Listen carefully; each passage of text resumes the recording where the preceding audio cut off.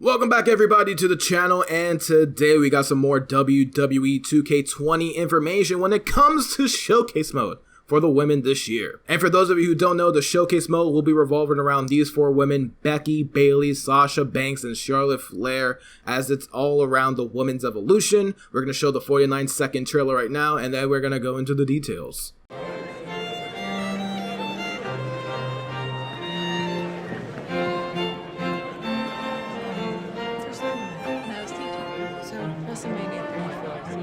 Pretty cool that a woman is the man now. Yeah, brother. No question who the man was in our day. No doubt at all. Zero. Yeah. Crystal clear.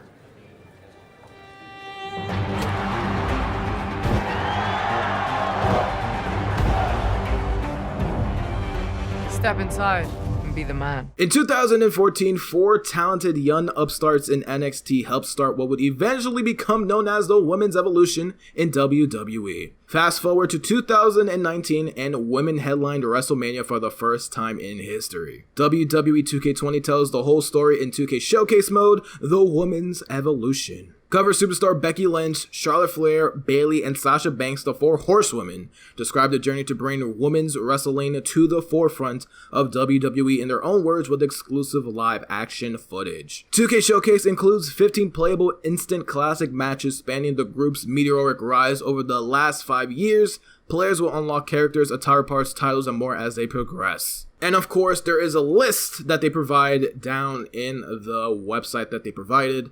We started off with Charlotte Flair versus Natalya in the finals for the NXT Women's Championship, as Paige was at the time the first woman to hold the Divas and the NXT Women's Championship, and JBL at that time was the general manager and told Paige that you can't hold both titles, so he made her relinquish the NXT Women's Championship, and which led to a tournament, which led to the finale, which is this match. NXT TakeOver rival Sasha Banks, Charlotte Flair, Bayley, and Becky Lynch. Charlotte was the champion, and I'm pretty sure everyone knows by now who won the match.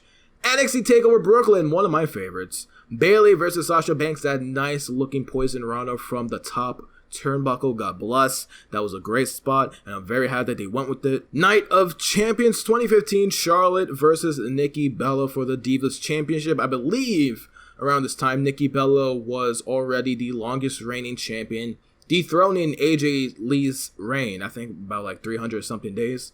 And like 6 days later, they said, you know what? Give it to Charlotte.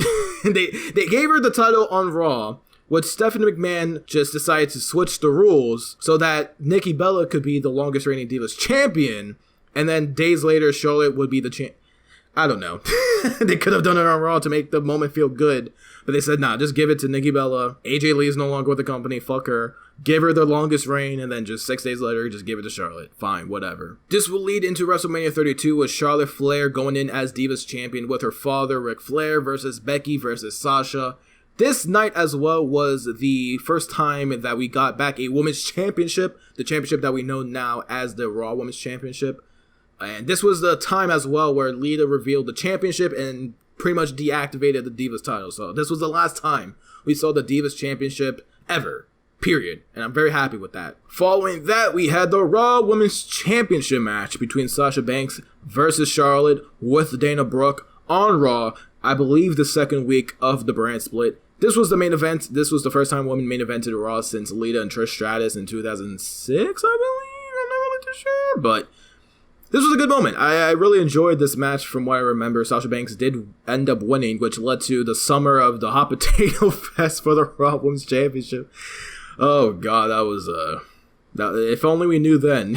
If only we knew then. And then we got Becky Lynch versus Alexa Bliss versus Carmella versus Naomi versus Natalya versus Nikki Bella at Backlash of 2016 to determine the SmackDown Women's Champion, in which Becky Lynch is the inaugural SmackDown Women's Champion. And then the conclusion to the Charlotte Flair Sasha Banks saga of 2016, the Hell in a Cell match for the Raw Women's Championship, main eventing as well, women main eventing, a pay-per-view, inside Hell in a Cell, first time evers. Elimination Chamber, Becky Lynch versus Mickie James. I don't really know what to say about this. I know this is probably something to do with Becky Lynch always being screwed by Mickie James, as Mickie James came back to the company to assist Alexa Bliss, with her being the SmackDown Women's Champion as well. So this to me, this seems like a filler.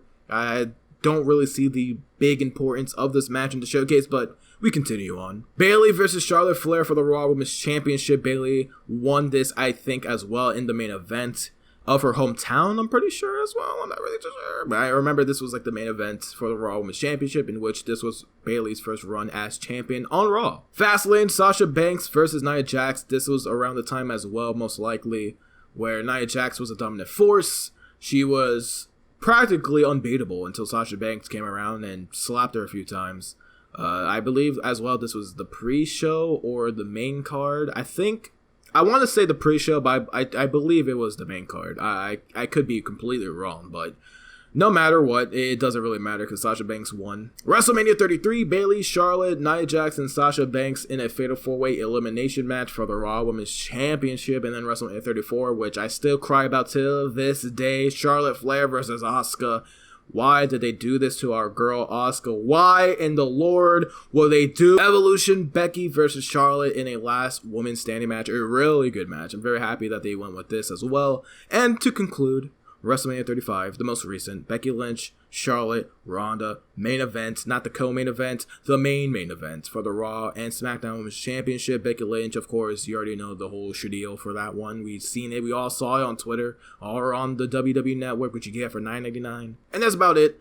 In my opinion, I think this is pretty solid. Outside of Becky and Mickie James, again, I said it before, I'll say again, it's filler. Doesn't really have importance to me. If I would change it, I would probably keep the pay-per-view, but for Elimination Chamber 2019 for the women's tag team titles. I think that was a really big moment because not only did the women get the tag team titles that they've so craved for, but they also competed inside the Elimination Chamber for the second time, but with a tag team stipulation. Outside of that, man, I think that's pretty decent, pretty solid. I really thought that they're going to go down the route of going by category, and by that I mean Charlotte, 7 matches, Becky, 8 matches, so on and so forth. But they just clamped it all together, which I'm fine with. I think this is pretty easy and just going through the emotions instead of going, okay, we did Charlotte, now let's move on to Becky. Oh, Becky's done, let's go to Bayley. 2 matches? Alright, let's go to Sasha Banks. 9 matches! I think this is fine. Anyways, people, hope you guys enjoy. Make sure to leave a like, subscribe, follow me on my social media platforms at SinZ HQ, and I'll see you guys in the next video.